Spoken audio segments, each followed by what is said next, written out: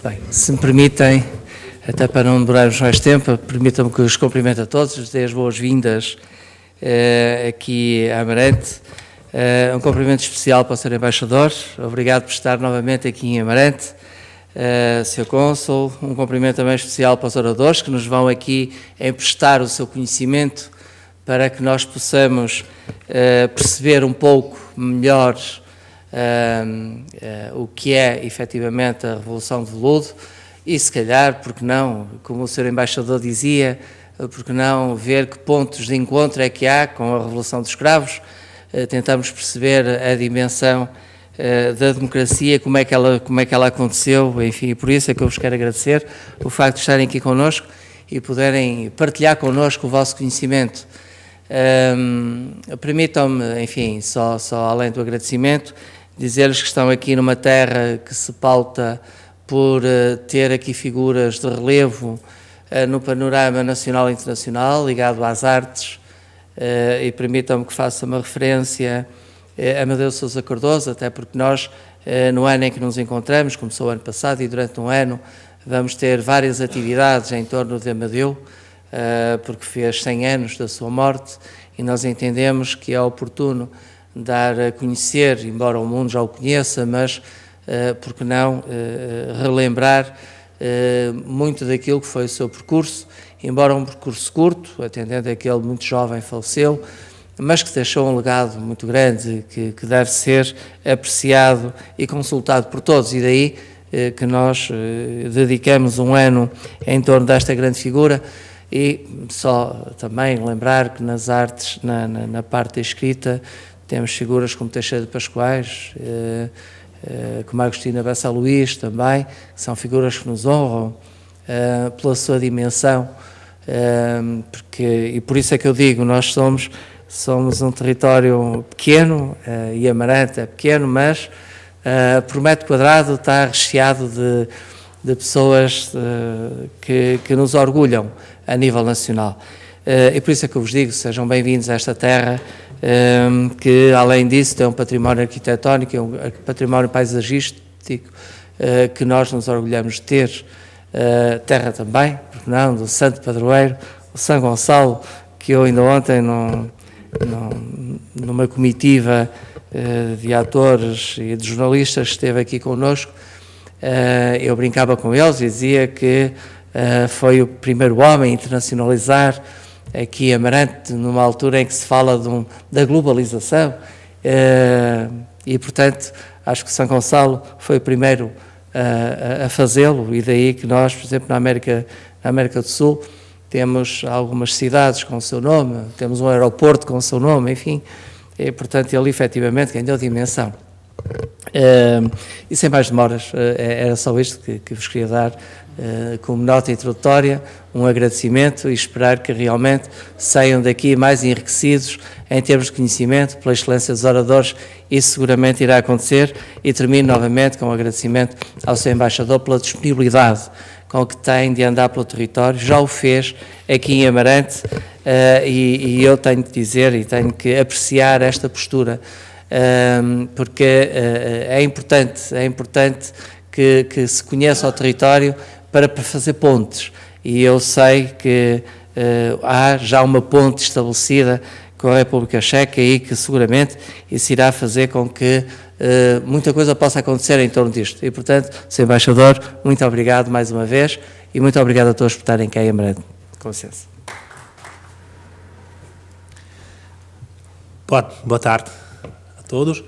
Sr. Presidente da Câmara, caros oradores, caros convidados e presentes, eu queria, sem intenção de falar, de demorar muito a falar, agradecer, sobretudo, o acolhimento e o apoio que sempre recebemos da Câmara Municipal de Amarante e do Sr. Presidente da Câmara, porque esta é já a minha terceira visita em Amarante dentro de nem um ano. A nossa embaixada, junto com o nosso consulado honorário, já organizou e inaugurou a exposição sobre os acontecimentos históricos da tal chamada Primavera de Praga e, como disse, fomos muito bem recebidos e este é outro exemplo e outra prova da proximidade e da abertura da proximidade entre a Câmara Municipal de Amarante e a Embaixada da República Checa em Lisboa e da abertura da Câmara Municipal de Amarante ao mundo inteiro. A República Checa e Portugal, embora sejam os países relativamente distantes mesmo no espaço europeu, têm muitas semelhanças. Eu penso que no âmbito histórico e na área da cultura também. Nós vemos algumas semelhanças entre os acontecimentos históricos recentes do século XX. Acabamos de falar com alguns de vocês sobre isso, que há semelhanças em acontecimentos em Portugal ainda sobre o regime autoritário no ano 1968 e a Primavera de Praga no mesmo ano, e depois algumas semelhanças, sobretudo o pacifismo da Revolução dos Escravos em Portugal, 1974, e da Revolução de Veludo, para a qual os checos tinham de esperar mais 15 anos, até 1989. Junto com o Consulado Honorário no Porto, a Embaixada, o objetivo da Embaixada é de relembrar os acontecimentos do ano 1989 em várias cidades da região do Norte, e hoje em dia, então, chegamos para Amarante para falar sobre Amadeu de Sousa Cardoso, pessoa ligada a Amarante de maneira inevitável, e de František Kupka, o contemporâneo dele em Paris, e assim tentar de aproximar e de ver as proximidades entre os dois países na área de cultura. E eu agradeço mais uma vez os oradores, o professor Mário Cláudio e a doutora Ana de Almeida, a minha colega da nossa embaixada em Lisboa, que tem muita paixão para Portugal, que vive em Portugal já há muitos anos. Então, também vamos continuar com este ciclo de conferências e eu espero que esta paragem em Amarante será muito interessante e muito proveitosa para vocês todos, em termos de recebermos, mesmo eu, novas informações e para podermos fazer melhor imagem sobre a cultura dos nossos dois países, porque esse é o nosso objetivo, de apresentar a cultura checa e tentar de ver e de encontrar semelhanças para aproximá-la aos portugueses. Mais uma vez, muito obrigado pelo acolhimento que recebemos sempre aqui em Amarante. Eu espero que a minha terceira viagem, a terceira visita, não é a última, mas é uma das várias ainda no futuro. Obrigado a vocês todos pela sua presença e que tenham uma boa experiência com esta discussão e estas palestras que vamos ouvir. Muito obrigado e boa tarde a todos. Boa tarde. Meu nome é Joana Canas Marques, eu estou aqui em representação da Plasist. A Plasist é uma associação que colabora também na organização destas comemorações dos 30 anos de Veludo. Estou a falar só para apresentar o escritor Mário Cláudio, que irá falar primeiro, não é? Creio que sobre Amadeu Sousa Cardoso. Depois falará a Ana de Almeida sobre o Kupka. E no fim estaremos abertos a algumas perguntas que vocês tenham e a alguma discussão que possa surgir. Sem mais demoras, passava a palavra ao Mário Cláudio. Não sei se isso... Muito boa tarde. Sr. Embaixador da República Checa, Sr. Presidente da Câmara, caros amigos, companheiros de mesa, eu queria dizer o seguinte: antes de mais nada tenho que pedir desculpa por não poder deslocar-me ali àquele pódio, mas acontece que estou com a chamada dor ciática, que é uma coisa bastante incomodativa, pelo menos não é afável, o que me dificulta ficar em pé. Peço a vossa benevolência para essa circunstância. Eu só poderei produzir aqui um breve retrato do Amadeu Sousa Cardoso, que me interessou na sua qualidade de pintor, mas que me interessou a mim não como um crítico ou como um ensaísta estudioso das artes plásticas, mas como um romancista. Eu vou fazer uma breve história de um reencontro com Amadeu e aí já com o propósito de escrever um livro. Eu conheci a obra de Amadeu através de várias visitas que tinha feito a Amarante, à casa de Manhuf, e também através de um amigo, um grande amigo, um pintor também, chamado Jaime Isidoro, que desapareceu há anos e que foi um dos grandes descobridores da obra de Amadeu numa altura em que quase ninguém ainda falava nele em Portugal.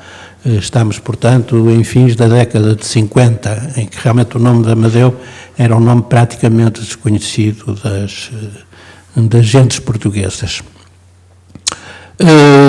Quando o administrador da imprensa nacional me convidou um dia, Vasco Graça Moura, na altura, me convidou para escrever um ensaio sobre Amadeu Sousa Cardoso.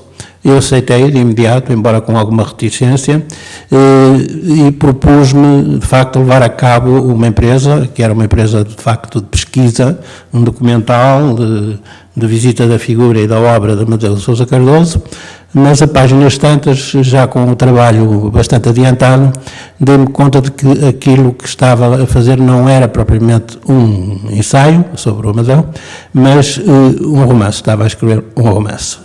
Não havia muita documentação, ou aquela que havia não me permitia, de facto, fazer mais do que um breve ensaio com algum matiz biográfico, mas que não passava disso. E, portanto, tive que pôr o problema à imprensa nacional, que era o meu editor e que me tinha convidado para esse trabalho. Ele pediu-me para ver o que eu tinha feito e ele disse-me: continua a fazer isto porque eu gosto muito, etc. E assim foi assim que nasceu realmente uma trilogia, não apenas em torno da figura de Amadeu, mas de outras figuras grandes da cultura portuguesa, e todas elas internacionalizadas quanto baste. A seguir a Amadeu fiz um trabalho sobre Guilhermina Surgia, também ficcional, e finalmente um outro sobre a ceramista Rosa Ramalho. O que é que ligava para mim essas três figuras? Antes de mais nada, havia uma conotação cronológica. Tinham nascido em anos sucessivos, ainda no século XIX, todos eles, mas tinham algo de comum, e aquilo que havia de comum entre eles é que nenhum deles tinha feito uma escolaridade no sentido obrigatório da palavra. O Amadeu Sousa Cardoso, como saberão, nunca andou numa escola de belas artes, inscreveu-se no curso de arquitetura na Escola de Belas Artes de Lisboa, onde esteve apenas um ano, e depois foi logo para Paris. Guilhermina Surgia nunca esteve no conservatório, aprendeu a tocar violoncelo com o seu pai, e aos 14 anos dava o seu primeiro concerto na Gewandhaus de Leipzig, que era uma das casas de música mais reputadas da Europa e até do mundo. E a Rosa Ramalho era analfabeta. Portanto, como é que se explica este mistério de três figuras geniais, sem qualquer escolaridade? Portanto, eram portugueses, digamos, que não tinham tido qualquer contacto com as letras oficiais, nem com aquilo que se reputa da pedagogia oficial, consensual, e que as massas normalmente usam e têm que usar para que a sociedade vá evoluindo. Eram três portugueses sem mestre e três génios sem mestre. E era isso que me interessava. E depois, daí, a segunda dedução, que resultava desta premissa, era esta. Qualquer uma dessas figuras tinha uma inscrição a norte do país. Era isso que os ligava também, não é? Não havia aquele universo de claro e escuro marcado pela influência islâmica, que é muito característico do sul do país, e designadamente da grande cidade do sul, que é Lisboa, mas todos eles frequentavam um universo um pouco brumoso, difuso, de luzes mais ou menos instintivas, que não tinha a ver com aquilo que é o discurso racionalista, exatamente do claro-escuro, que alimenta, enfim, toda uma criatividade a sul de Portugal, e é disso que estamos a falar. Era fácil descobrir nessa diferença, ou nessa dicotomia norte-sul, a presença do elemento árabe, lá embaixo, ou se quiserem muçulmano, e aqui a norte, a insistência numa matriz, porventura celta, mas que acabaria também por gerar outras figuras com um perfil muito idêntico. Se nós pensarmos noutras figuras, até deste espaço de Amarante, como Teixeira de Pascoais, que era formado em Direito, sim, fez o seu curso de Direito, mas não viajou muito, não saiu daqui, praticamente, saiu algumas vezes, mas poucas. As pessoas que o queriam conhecer vinham cá e não era ele que se deslocava a par nenhuma. E se pensarmos, por exemplo, na Agostina Bessa Luís, que nem sequer completou o curso liceal, temos um outro caso de inscrição a norte de uma desses pequenos milagres da intuição, da genialidade, e que não precisa de academias nem de escolas para se manifestar. Poderia acrescentar aqui outras figuras, como Manuel Oliveira, que faz um cinema aparentemente artesanal, logo de início, não tem nada a ver com o cinema erudito que se pratica na altura, e de repente aparece-nos como um grande vanguardista na história do cinema, ao fazer justamente aquilo que ninguém fazia, porque a concepção do cinema de Manuel Oliveira era uma concepção aparentemente tão elementar como isto. Ele dizia: o cinema para mim é teatro filmado. Aqui temos, então, as razões que me levaram a abordar essa figura, já há muitos anos. O meu livro foi publicado em 1984, imaginem, há quantos e quantos anos, e de certa forma há um distanciamento também da figura do Amadeu. Mas agora houve esta chamada de novo para contemplar essa figura. Eu desconhecia de todo a figura desse pintor checo, com quem o Amadeu teria estabelecido laços de amizade, de companheirismo. Não conhecia a obra, confesso que andei à procura na net e não consegui encontrar muita coisa. Aquilo que me apareceu foi escassíssimo e não servia de maneira nenhuma para me documentar. Mas há aqui também uma outra, digamos, um outro salto no abismo que este convite acabou por me proporcionar. Mais uma vez eu dei-me conta dessa tal capacidade de internacionalização que a figura de Amadeu Sousa Cardoso trouxe e suscitou. Ele é um dos grandes pintores da Escola de Paris, na altura grandes lá, mas cá desconhecidos, a participar no Armory Show em Chicago, numa data em que nenhum outro pintor português de nenhuma outra época tinha aparecido sequer com um só quadro numa exposição, ainda para mais uma exposição com a dimensão dessa, no outro lado do Atlântico. Ele conviveu, como sabem, com o Modigliani, que foi um grande pintor, foram amigos, e com muitos outros da Escola de Paris, com quem estabeleceu laços de afetividade. Hoje em dia não há nenhuma biografia de Modigliani, por exemplo, que não faça várias referências a Amadeu de Sousa Cardoso como um grande artista e também um companheiro de estrada e um companheiro de oficina desse pintor genial que foi, de facto, o Modigliani. Eu não posso dizer-vos muito mais, não conhecendo como não conheço a obra do outro pintor, também não estaria qualificado para a comentar. Só posso dizer, posso-vos dar estas pistas que acabei de vos transmitir, e que afinal vão funcionar como um discurso paralelo à minha companheira de mesa, para que vocês, a partir daqui, se quiserem, e se eu tiver sido razoavelmente eficaz, possam estabelecer as afinidades e as diferenças entre um e outro. Muito obrigado.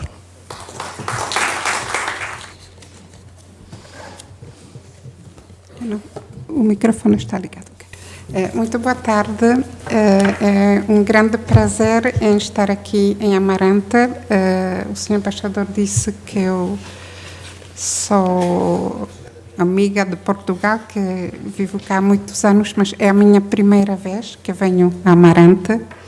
E, pelo que vi durante o dia de hoje, é uma terra, uma cidade muito bonita e com certeza que eu vou voltar muitas vezes.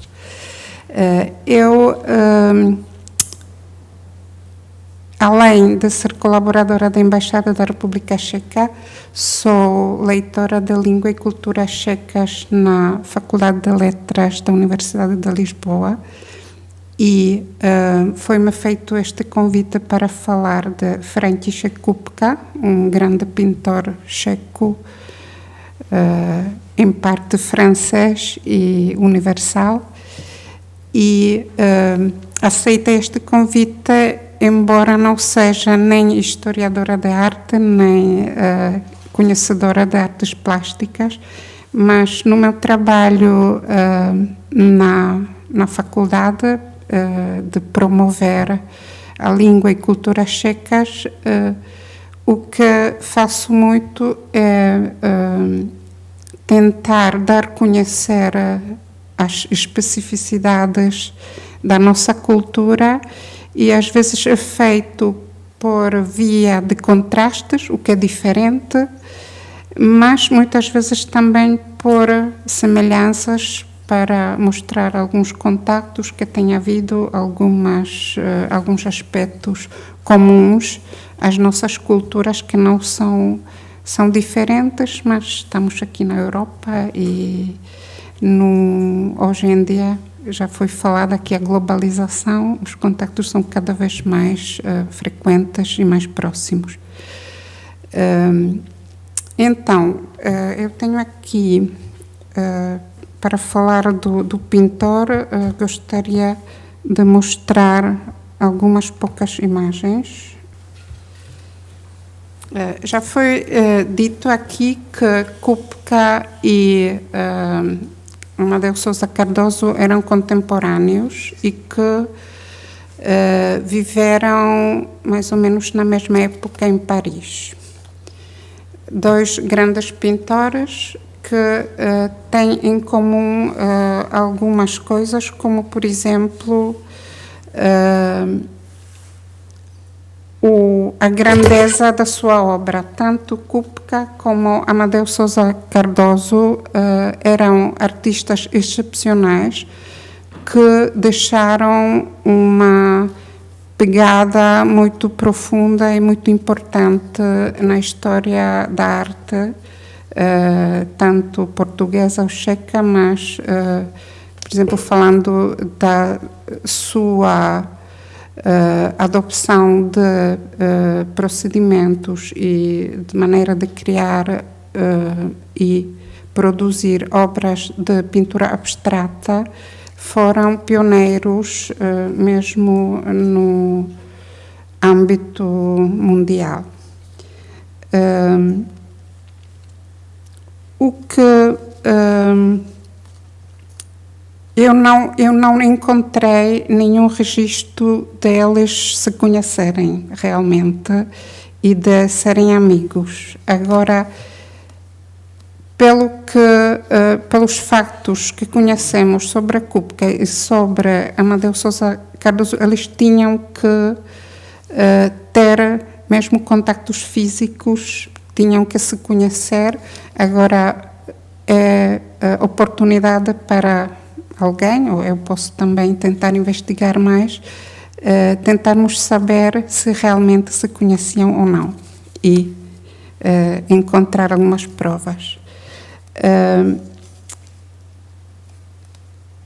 Kupka chega a Paris em 1896, Amadeu Sousa Cardoso chega em 1906, portanto há 10 anos de diferença da sua respectiva iniciação em Paris, mas os dois chegam lá para perseguir a carreira de pintura, para conhecer a pintura modernista que na altura, nos primeiros anos do século XX, nos anos 10 e 20, Paris é o centro de toda a criação do modernismo da altura, e os dois têm algumas obras influenciadas pelo impressionismo, pelo cubismo. Na altura, há um artista francês, Robert Delaunay, que é uma figura que une estes nossos dois artistas. É o Delaunay que está a ter alguma obra influenciada pelo cubismo e tem a sua originalidade é precisamente em romper com o cubismo, no sentido de que o cubismo traz uma melhor, uma tentativa de conhecer melhor a realidade, mostrar todas as facetas, mesmo desfasadamente, e romper com a pintura realista, que mostra só um olhar para o que nos rodeia, e tentar perceber toda a dimensão do que vemos. Agora, o Delaunay, tal como o nosso František Kupka, que também é difícil encontrar informação, porque ele é conhecido como Frank Kupka ou Francis Kupka, portanto, figura sob vários nomes, e eles rompem com este cubismo no sentido de trazer cores intensas, trazer a tentativa de captar as energias, o ritmo e experiência física e emotiva que temos em conhecer a realidade. Há um círculo de artistas à volta do Delaunay que mostram a sua obra no Salão de Paris de outono, em 1912, em que aparecem estas primeiras obras que Guillaume Apollinaire apelida como orfismo, inspirado no cantor, poeta grego Orfeus, e vou passar a mostrar duas obras de Kupka que causaram uma grande sensação neste Salão de Paris, 1912, pela sua diferença, pelo rompimento com os padrões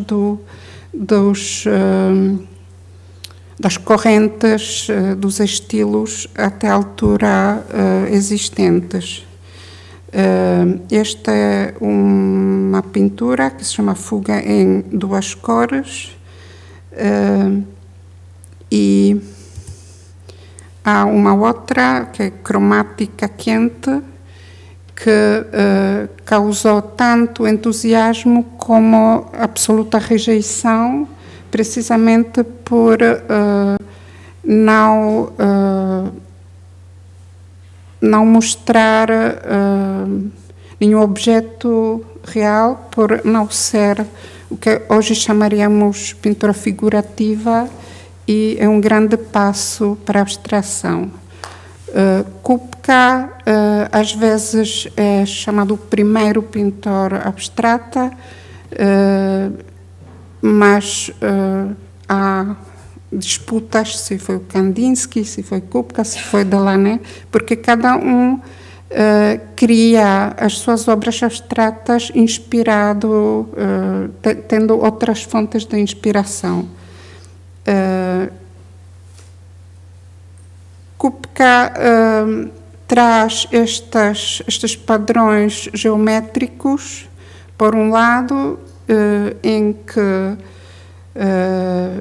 temos formas eclípticas, oblíquas, e depois tem outros quadros em que traz, isto é considerado a primeira obra abstrata, em que tem formas rigorosamente verticais e horizontais, como temos aqui diagonais também nestas obras. Este é outro exemplo em que traz formas mais arredondadas e amorfas, e é na procura de captar energias, de captar uma forma oculta nos objetos que nos rodeiam. Ele acha que não vale a pena representar a natureza, os objetos tal como os vemos, para isso vamos passear e apreciamos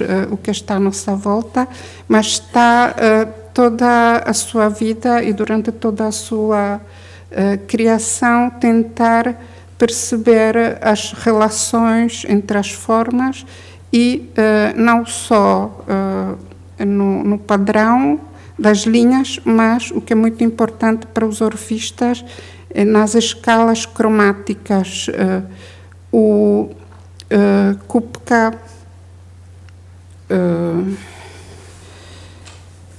tem um quadro que se chama Fuga em Duas Cores, que pretende trazer o olhar para o quadro, deve ser como audição de música. As escalas cromáticas devem exprimir a escala musical numa obra de música. Aqui temos uma outra obra, a Catedral, em que também é muito emblemática dela. Agora, eu vou ver o que escrevi nos meus papéis, porque estou aqui a falar. Portanto, é muito importante este movimento de orfismo, que teve uma vida curta, dos anos 10 até os anos 13, mais ou menos, e para voltarmos à possível relação entre Kupka e Amadeu também tem quadros no estilo orfista, e o amigo comum Delaunay convida Amadeu Sousa Cardoso para expor no Salão de Berlim em 1913, onde temos a certeza que também Kupka expunha. O Delaunay e a sua mulher, que também era artista, depois tiveram uma passagem por Portugal, porque quando eclodiu a Primeira Guerra Mundial, em 1914, eles estavam de férias em Espanha com um filho pequeno de 1 ano, e através do outro artista português, Viana, que convida-os para se estabelecerem em Portugal. Eles ficam em Vila do Conde e têm contactos bastante frequentes com Amadeu Sousa Cardoso e influenciam mutuamente a sua obra de pintura. O que é muito interessante, que também é comum aos dois artistas, é que os dois desempenham um papel muito importante na pintura do seu tempo, porque conseguiram absorver todas as correntes artísticas da altura e trazeram uma maneira muito original de os transformar. E Kupka há uma nova investigação, uma nova interpretação da sua obra. Sempre não queria experimentar só por experimentar, para fazer coisas diferentes, coisas novas. Ele era um homem profundamente espiritual que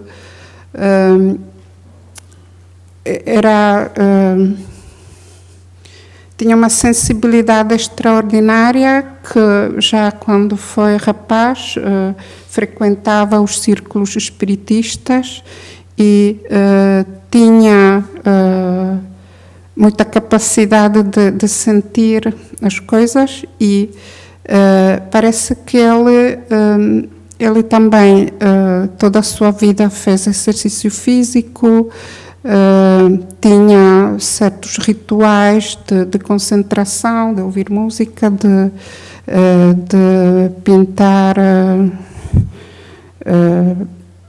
de uma forma organizada, e hoje há opiniões que cresce que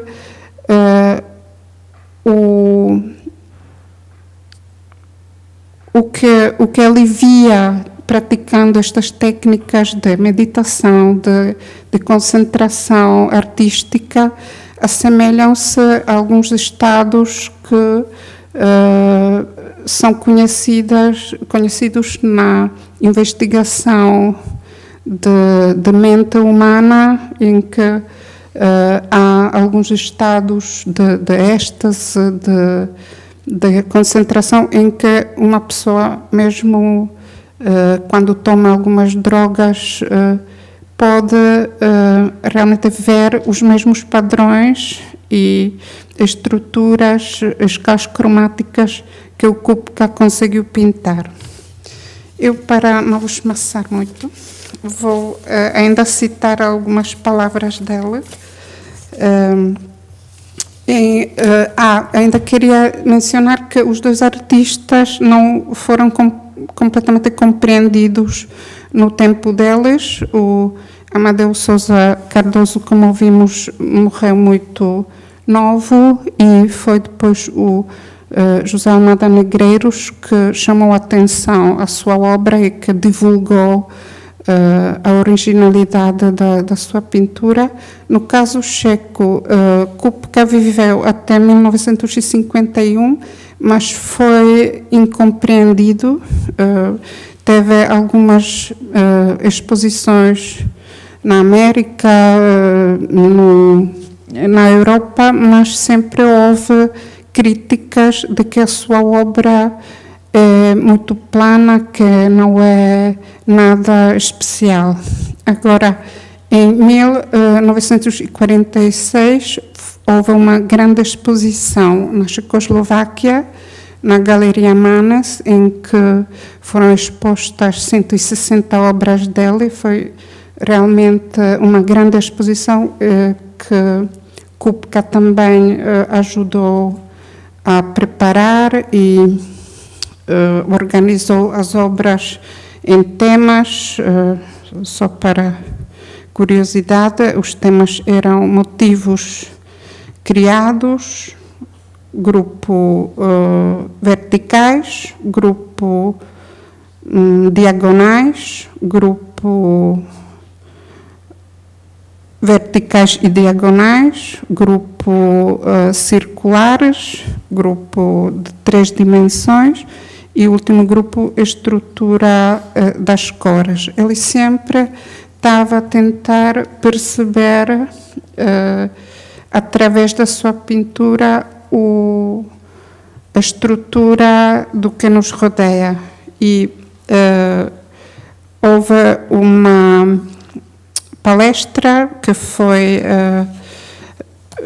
gravada pela rádio checa na altura, e ele fala ali do seu caminho para o abstrato e diz: já havia 40 anos achei que a arte de poesia é um elemento completamente psicológico, um elemento que os artistas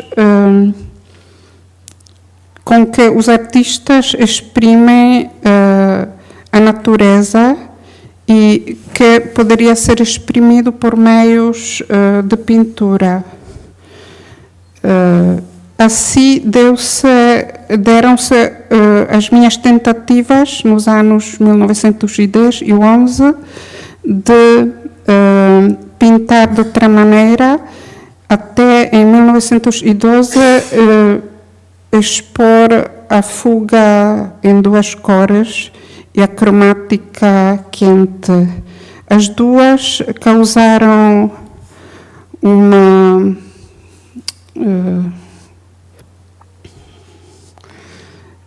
uma reação adversa e todos os pintores em Paris discutiram, alguns chamavam-me nomes, outros vinham elogiar-me, e logo a seguir chegaram os chamados partidários, ou seja, imitadores. Desde esse tempo, o número dos meus partidários cresceu de tal maneira que este ano já foi criado um salão de realidades novas que substitui várias etiquetas que se utilizavam para a arte que não representa nada de natureza. Uma destas etiquetas era o nome orfismo, que foi proposto por Apollinaire. Mais tarde apareceu o título arte abstrata. Porém, na arte não há nada abstrato, porque cada pintura por si só é concreta. Quando foi explicado este erro, o nome de arte abstrata foi substituído pela denominação arte concreta. Atualmente, na Rússia, Kandinsky e outros utilizam o nome construtivismo. Talvez este seja o mais concreto, porque o que eu faço e o que eu sempre fiz foi tentativa de criar alguma coisa de nada. Obrigada.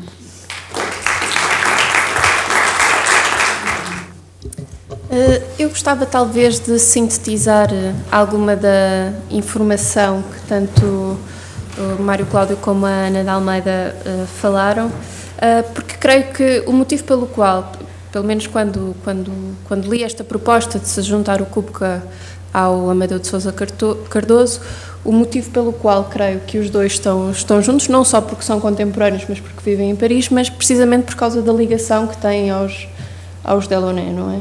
Porque o surgimento quando Apollinaire atribui a este tipo de arte o nome de orfismo, este tipo de arte é lançado, digamos assim, por Kupka com os Delaunay.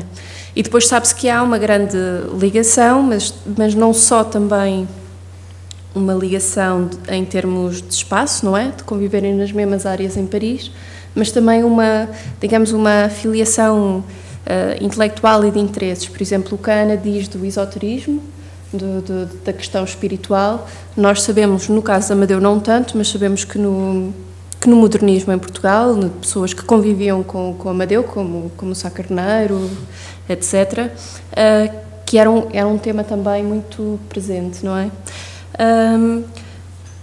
Outra coisa que eu achava importante também tinha a ver com estas semelhanças e diferenças entre os dois pintores.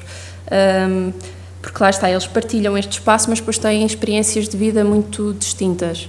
A primeira é muito óbvia, Amadeu viveu cerca de 30 anos e Kupka teve uma vida longa, o que lhe permitiu também, depois da Segunda Guerra Mundial, se não estou em erro, dar o salto do abstracionismo, não é? Que faz uma criação de umas pinturas que já são um pouco mais figurativas, de resto, como acontece com vários pintores modernistas da altura.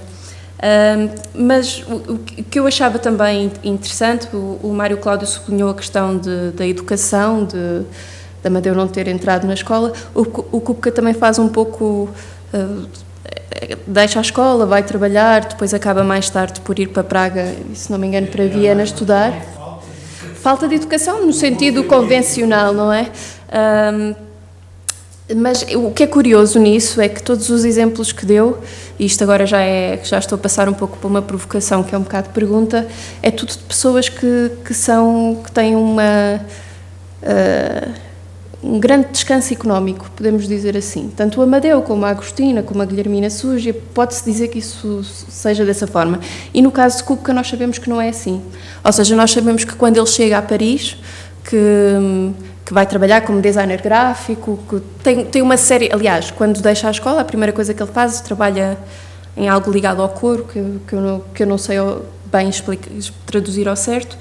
Ou seja, há o tipo de vida é diferente, ou seja, há uma chegada a Paris, que é uma luta por continuar na pintura, mas ao mesmo tempo equilibrada com isto da sobrevivência. E sabemos também, isto é uma das coisas engraçadas no Amadeu, e de resto eu já li alguns, não sei bem onde, de que até faria um pouco de troça dele, porque ele era de facto muito rico e isso notava-se, não é? Ou seja, podia desenvolver as suas obras, não que me pareça que haja alguma relação disso e o facto de em tão pouco tempo de vida ele ter produzido tanto, porque isso também é uma característica muito, muito interessante, mas gostava até que falasse um bocadinho mais sobre isto, porque creio que... Eu acho que, de facto, essa exigência económica não existia em todos, não é? Por exemplo, a Guilhermina Súgia, só a partir de certa altura que adquiriu uma reputação internacional que lhe permitisse viver da música, dos concertos e sobretudo das aulas, porque ela dava aulas por um preço exorbitante, tanto em Portugal como fora, depois de ter atingido já um patamar de notoriedade raro, não é? Mas a verdade é que ela era de uma família modestíssima, do Porto, o pai era chefe da banda de Matosinhos, não é?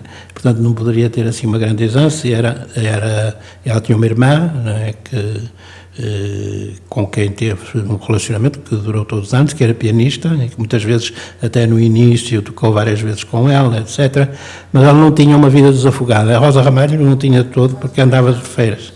Mas a Agostina Bessa Luís, e isso posso dar esse testemunho, porque ela me deu, e suponho que é agora também do conhecimento geral, não teve uma adolescência muito bafejada pela estabilidade económica. O pai era um jogador compulsivo, não é? Tiveram que passar grande parte da vida a mudar de casa por causa dos credores, não é? E havia alturas em que ele estava a viver muito bem e outras alturas em que viviam com grandes dificuldades, ela contou-me isso. Portanto, não havia a estabilidade que o Amadeu de facto tinha, não é? Porque o Amadeu tinha indiscutivelmente essa estabilidade económica que lhe advinha da família, era muito protegido, sobretudo por um tio, não é? Com quem ele se corresponde e que foi o grande motor da ida dele para Paris. Há aqui um elemento que eu gostaria de esclarecer e que é o seguinte: eu não sei se tem conhecimento da correspondência ou se existe a correspondência entre os Delaunay e o Kupka. Existe? Ora bom, é que em Portugal foi publicada já a correspondência do Amadeu com os Delaunay, não é? Que é uma correspondência muito interessante, não só para se averiguar o que eles estavam cá a fazer, enfim, com que linhas é que se cozia o trabalho de cada um deles, dos três, mas sobretudo dos quatro, mas sobretudo do Amadeu, da Sónia e do Eduardo Viana, porque a figura do Robert Delaunay, o marido da Sónia, era uma figura distante, não é? Era distante tanto do ponto de vista, digamos, oficinal, como do ponto de vista conjugal. Não é? Era uma figura muito distante. Foi o fundador do Hot Club francês, em Paris, e isso foi depois até transmitido para os filhos, esse gosto pelo jazz, etc. Mas ela funcionava um bocado, hoje diríamos, hoje isso seria ofensivo dizer isso para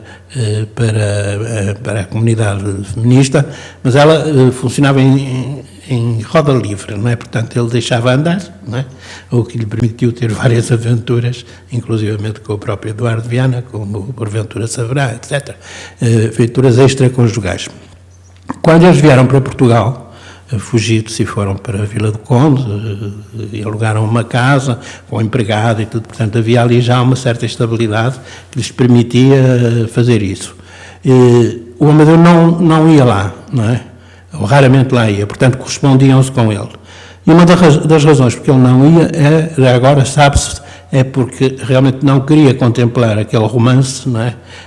Dentro de portas, que era um romance adulterino, no fundo, de acordo com os valores da época, e sendo ele amigo do Robert Delaunay, achava que isso que não era muito... Ele era um conservador, o Amadeu era um conservador, era um machista conservador, até, não era mais do que um conservador. Ora bom, tudo isto se detecta através da correspondência, não é? Que foi publicada, os comentários que o José Augusto de França fez dessa correspondência, etc. A existir uma correspondência entre os Delaunay e o Kupka, e se de facto foram ambos os polos do conhecimento, conheceram o Amadeu, tanto os Delaunay como o Kupka, é natural que nessa correspondência haja alguma referência ao Amadeu. E no caso de haver, então temos a certeza absoluta, ou podemos ter a certeza absoluta, que terá havido um contacto interpessoal, não é? Entre o Amadeu e ele. Mas primeiro havia que cantar essa correspondência. Nem sei se há um arquivo do Kupka, se ele deixou um espólio, onde é que está, não faço a mínima ideia. Ele morreu onde? Morreu em Paris. Morreu em Paris. E, portanto, tinha herdeiros, o que é que aconteceu às coisas dele, à obra dele, não é? Está exposta em alguns sítios, estará em coleções privadas, mas não sei se está exposta em algum museu, se algum museu tem essa correspondência. Isso seria a grande pista para se averiguar se haveria esse contacto entre ambos. Se esta aproximação dos dois nomes se tivesse dado ainda há relativamente pouco tempo, quando era viva a viúva do Amadeu, não é? A verdade é que provavelmente ela teria algum conhecimento, ou era natural que tivesse um conhecimento disso, não é? Nós ficámos sempre um pouco em suspenso, se conheciam, se não se conheciam, não é? Há uma lista dos encontros que ele fez, que é muito completa e que é feita num volume muito pequenino do Diogo Macedo, conhecerá, chamado 14 Cité Falguière, em que ele explica todos os contactos que o Amadeu teve com os vários pintores da Escola de Paris. E muitos e grandes pintores que ele conheceu, para além de Modigliani, com quem estabeleceu relações. Não sei se lá estará o Kupka, eu posso ver isso, não é? Mas pode estar, não é? Mas se não estiver, eu acho que é no espólio do próprio Kupka que deve haver algum registro, não é? Calculo.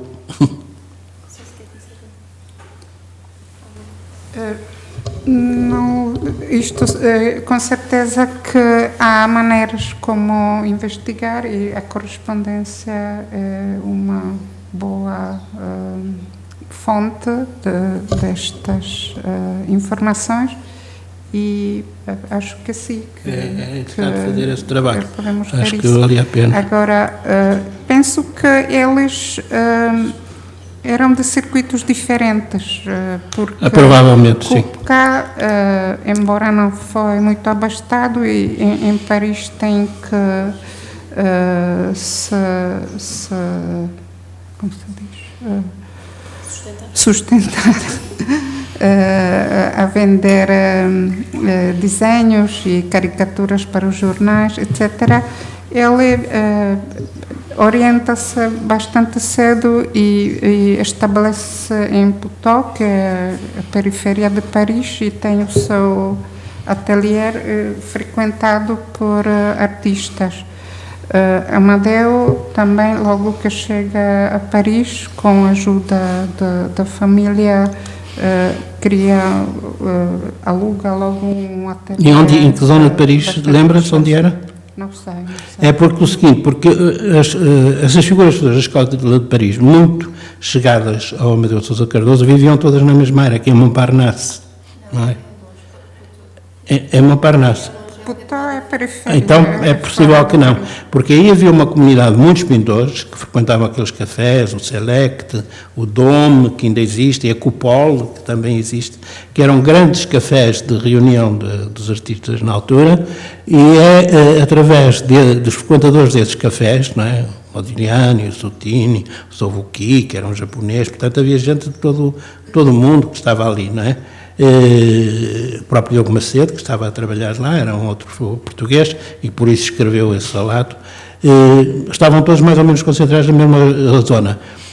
Eu acho que neste momento só há uma pessoa que pode dar essa pista, não é? Se não houver nenhum escrito, que é o professor José Augusto Franks, que ainda está vivo, embora com uma idade avançadíssima, e suponho que não em muito boas condições físicas e talvez até mentais. Mas valia a pena também fazer esse pequeno esforço, não é? Porque ele tem um arquivo prodigioso, não é? Através até da senhora, que é muito mais nova do que ele, poder-se-á chegar aí, não é? Isto são apenas pistas, desculpe eu estar a dar estas indicações, mas parece-me importante fazer essa pesquisa, não é?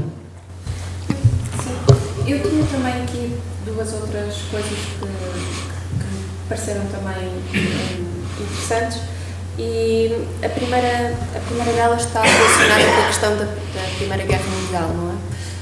Porque até nisso havia uma grande distância, não é?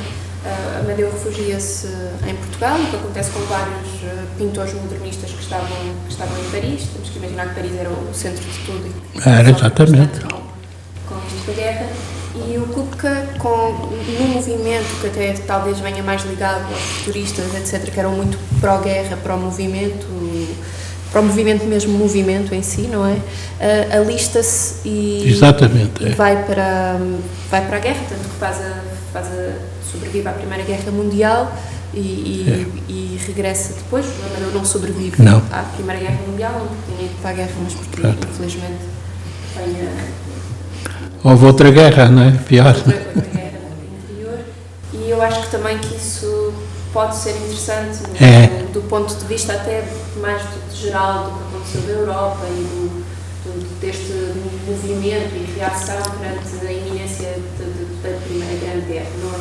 Até porque estamos aqui a falar dos 30 anos da Revolução de Ludwig e isto não soa... A reação à guerra é muito interessante, não é? Há um livro do Aquilino Ribeiro, estava lá na mesma altura, e há um livro do Aquilino chamado É a Guerra, o título é mesmo este, foi reeditado recentemente, mais ou menos recentemente, pela Bertrand, tem até um prefácio meu, e em que ele historia o rebentamento da guerra em Paris. E as reações eram reações muito diversas, não é? Houve pessoas que ficaram eufóricas. Um deles foi o Mário de Sá Carneiro, que escreveu uma carta à pessoa que era uma declaração de euforia, estava felicíssimo por haver a guerra, Paris estava em guerra, era tudo uma maravilha, eram os primeiros dias, aquilo era vivido com um entusiasmo absolutamente enorme. O Amadeu foi muito mais prudente, não é, em ter vindo para cá, não sei se foi mais prudente, pronto, optou por aquilo que era muito mais seguro e não embandeirou nessa espécie de histerismo do desastre, não é? Que depois o próprio Mário Sá Carneiro acabou por se suicidar em Paris, não é? Não chegou a regressar, não é? Neste contexto temos que ver que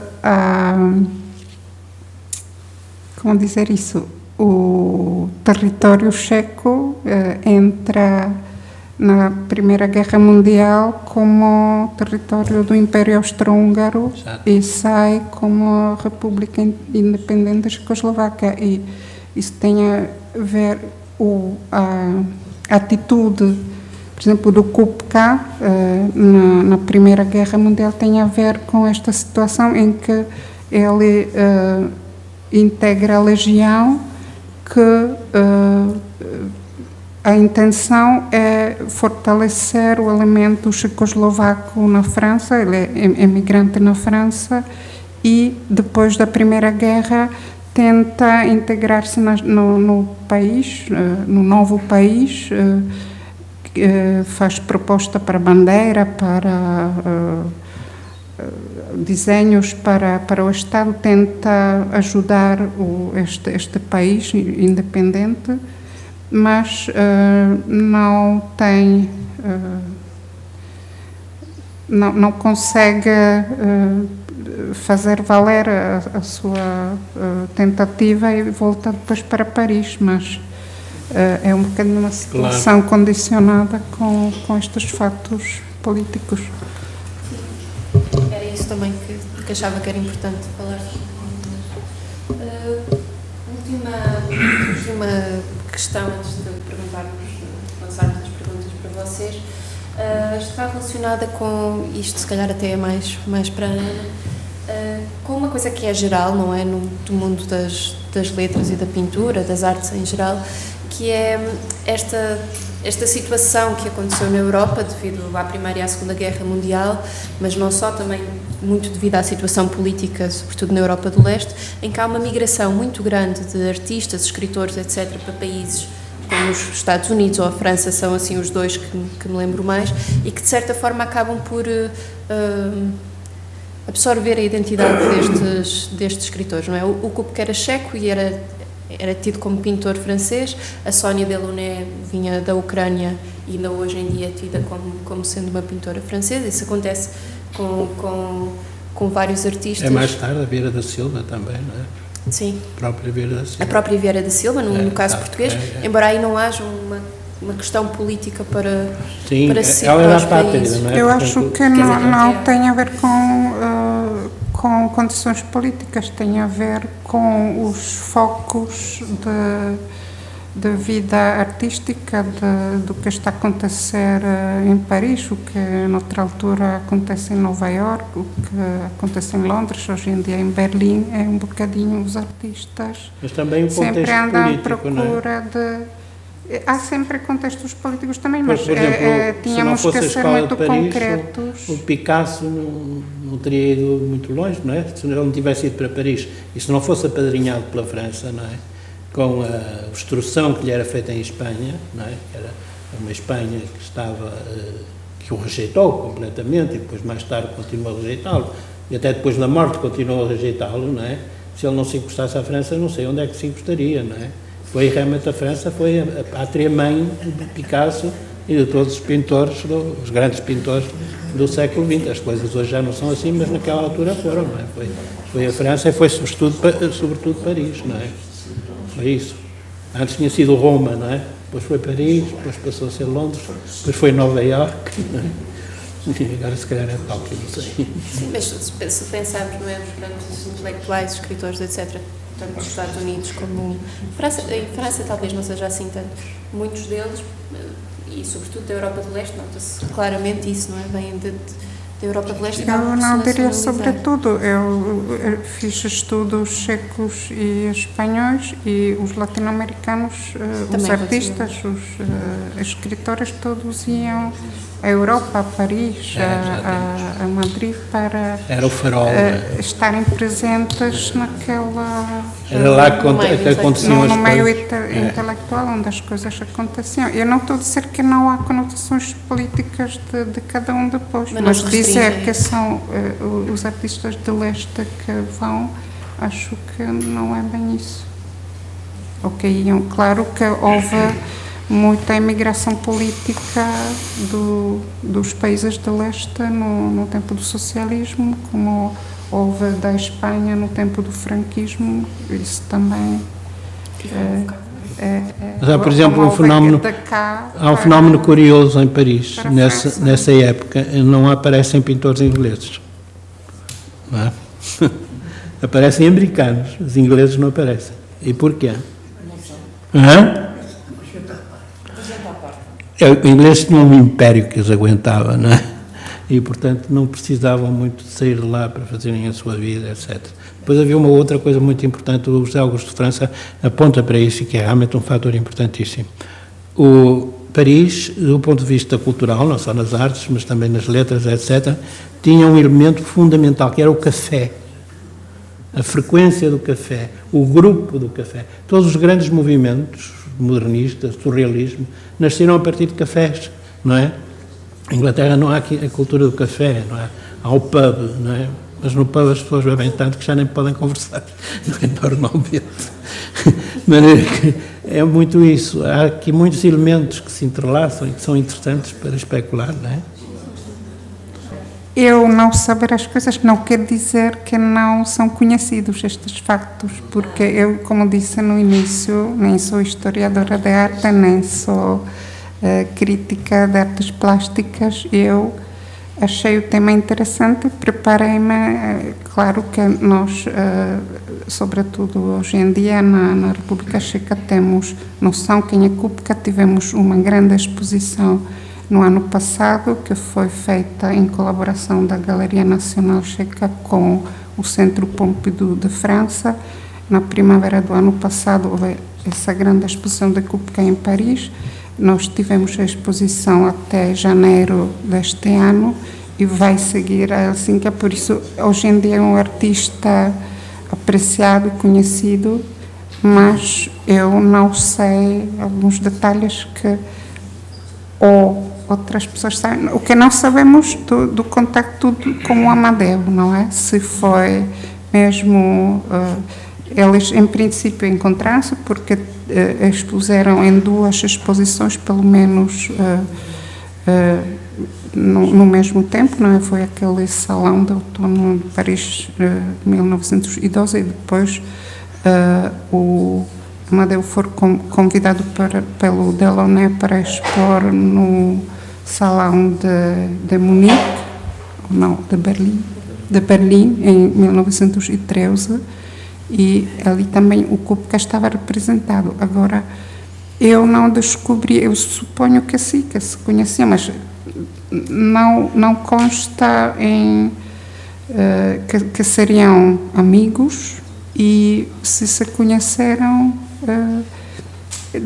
acho interessante procurar através da correspondência, se na minha pesquisa, que não foi muito profunda, não encontrei nada por enquanto. Temos ali mais uma pergunta. Sim. Boa tarde. Eu também gostaria de deixar aqui uma breve visão desta iniciativa que pôs hoje aqui, que tentou evidenciar, ou evidenciou mesmo, a contemporaneidade entre dois artistas plásticos, um portuguesíssimo e um checo. Eu atrevo-me a dizer, talvez como eu, muitos dos que aqui estão, para não falar dos que estão lá fora, desconheceriam o artista checo. Foi interessante ouvir dizer do seu percurso de vida e da sua dimensão criativa como artista. Já não acontece o mesmo com Amadeu Sousa Cardoso, a quem muitos de nós, os portugueses, sobretudo nos últimos anos, temos ouvido, e temos lido e temos acompanhado. Eu próprio, por exemplo, muito me agrada poder dizer que eu realizei visitas com gente do meu labor a Amarante para visitar a casa do Amadeu, e do nosso muito convívio com o ilustríssimo escritor que aqui temos hoje connosco, Mário Cláudio, quanto sabemos do Amadeu. Mas eu desconhecia, por exemplo, da importância do pintor sobre a exaltação do Amadeu. Lembraram do Jaime, como o Mário Cláudio falou, quantas vezes o Jaime Isónio, nos nossos convívios, falava do Amadeu. Não sabia do Almada Negreiros, que tinha feito isso sobre o Amadeu Sousa Cardoso. Mas, à parte do que aqui foi dito, eu agradeço muito as intervenções primorosas dos dois intervenientes. O que eu também não queria dispensar é dizer o seguinte: como é curioso, como um sábado, o primeiro sábado do terceiro mês do ano, vai acalorado, possa haver uma iniciativa deste tipo, para além de visar dois grandes vultos das artes plásticas, da pintura em concreto, é, a meu ver, um testemunho muito interessante. Todos nós nos devíamos pensar ou refletir nesse aspecto de como, de certo modo, estamos a dar um testemunho de construção de uma Europa mais próxima, mais coesa e algo novo, até sem fronteiras, porque este episódio tão bonito aqui da aproximação da República Checa e Portugal, acho que muito de nós pode passar despercebido. E nesse aspecto eu congratulo muito que é Amarante, como o Sr. Presidente da Câmara aqui disse, e eu repeti há alguns anos atrás nesta mesma terra, a cozinha dos frades. Amarante tem o privilégio, enfim, de ter nomes ilustríssimos entre os seus filhos. E um deles que aqui não foi pronunciado, e a quem devo muito, que foi o professor Fernandes da Fonseca, o Sr. Presidente da Câmara. Obrigado. Muito obrigada, e seguindo o seu mote, eu agradeço novamente ao Sr. Presidente da Câmara e ao Embaixador por esta organização. Agradeço também ao escritor Mário Cláudio e à professora Ana de Almeida e a vocês todos por terem estado cá, e encerramos esta sessão, sendo que podemos sempre continuar lá fora alguma conversa que pareça oportuna. Obrigada.